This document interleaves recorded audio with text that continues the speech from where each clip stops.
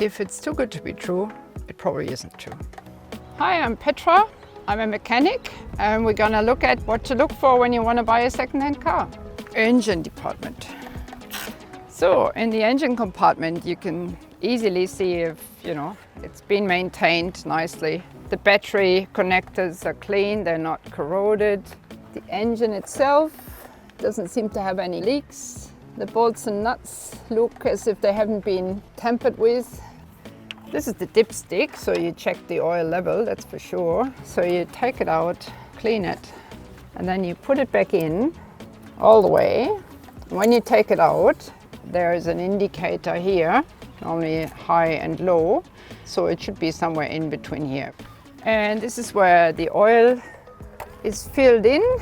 It's a good idea to look at this if it's sort of yellowish, whitish, and there's some foam in it and all this. There's a good indication that the engine might have leaked water inside, so that needs to look nice and clean.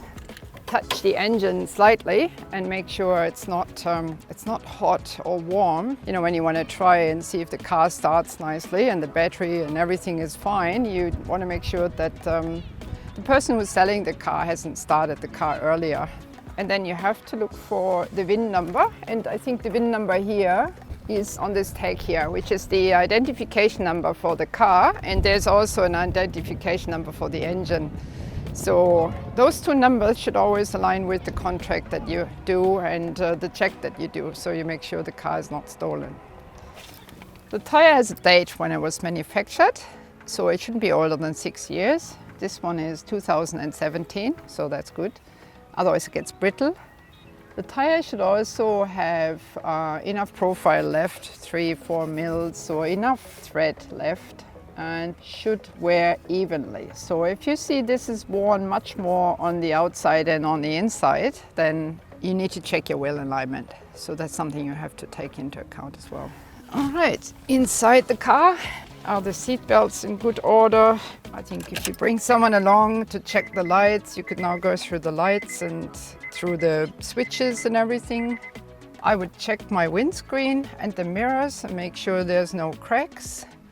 Just in general, everything in the car that's there and everything that's available should really work, otherwise it's gonna cost you money to fix those things. I'm just gonna turn the car on to listen to the engine sound and see how quickly it turns on. It sounds good. So when I turn on the car, the first thing is the sound. Like, is it loud? Is the exhaust broken? Is the engine rattling? Sounds good, really. I would go for a test drive now. Handbrake feels good. Let's go for a test drive. Transmissions sounds okay. It feels smooth.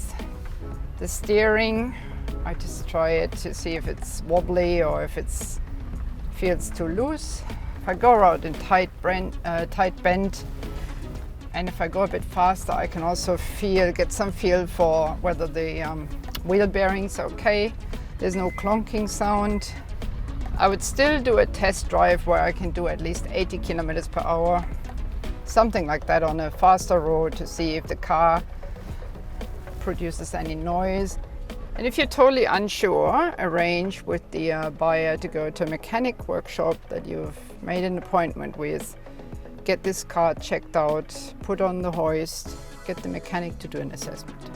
I guess with everything you buy is switch on your sense for this person, right? Switch on the people sense and find out, is this person genuine and honest about selling the car and giving you all the details about it? If it's too good to be true, it probably isn't true. So that's it. There's a few things you can look for when you buy a car. Good luck. See ya.